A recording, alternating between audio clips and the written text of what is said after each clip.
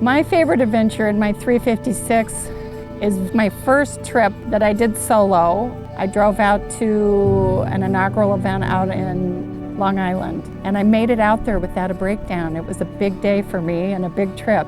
I had a great time, made it out there, and that was kind of the beginning for me of meeting a lot of amazing people who are Porsche owners and have some amazing stories. Owning and driving a 356 for me means freedom and therapy and everything all bundled up into one big, beautiful car.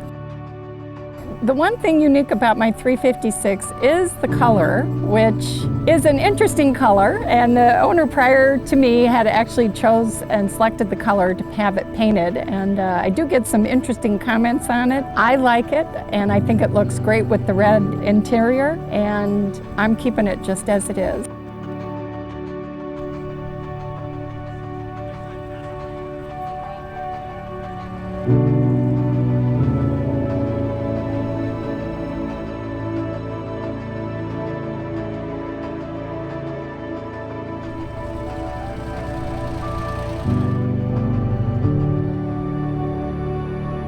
Hi, my name's Kurt Shore. I'm with Porsche Cars North America, and we're here at Zuffengruppe 3 today.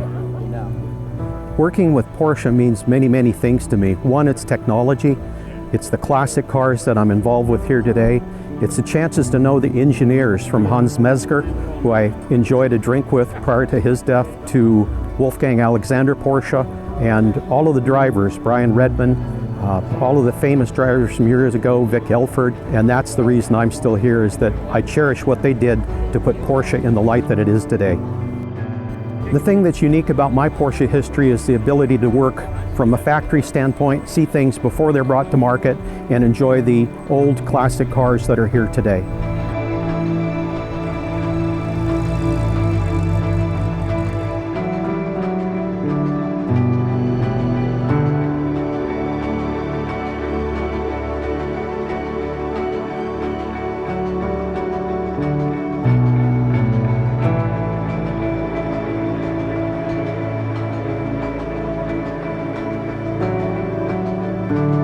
Hey, my name is Jasper Taylor, and this is my 71 911 Targa.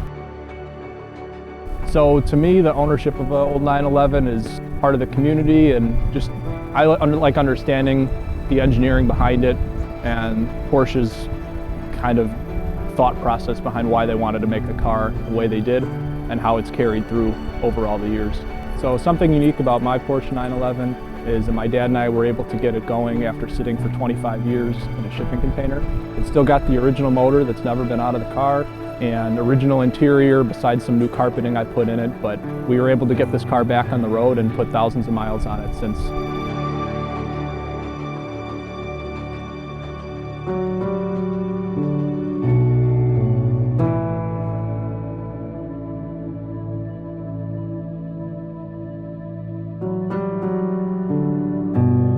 My most favorite adventure in the 356 was literally 3 years ago in July. My son and I, he was 10 at the time, we drove this car from Chicago all the way to McMinnville, Oregon for the Emery Porsche campout. We camped along the way, we got off the interstate, we did the back roads, we drove this thing up to 11,000 feet through the Beartooth Mountain Drive, top down, snow's out. Fingers crossed, but the car ran like a top the whole way. What's unique about my 356 is I'm actually the second owner. I think that's probably the most unique thing. I bought it from an estate sale in 1995, and I guess what else is unique about the car from a mechanical perspective is this car actually has a factory trailer hitch. You can see it in the B and C supplements of the 356 shop manual. Most people go, "What is that on the back of your car?" I'm like, "It's a trailer hitch." I'm like, "What do you pull with it?" And I say, "Well, mostly conversations out of people at car shows, but my son and I did pull our camping gear with it across country, so it's more than just for show, it's really for go." So what I like about owning a 356 is that I bought it right out of college, kind of penniless. Instead of paying off my student loans, I went out and bought this car, and owning it has been it's been a 25-year saga in terms of being able to get it restored to the condition it's in now. And now that it's in this shape, driving it it's basically a lesson in delayed gratification, and doing the most responsible thing isn't always the best thing, and do what makes you happy, do what's fun. And it's certainly given me a lot of pleasure and a lot of fun to own this car, a lot more than paying off my student loans ever would have. Owning it has been probably one of the best decisions I ever made.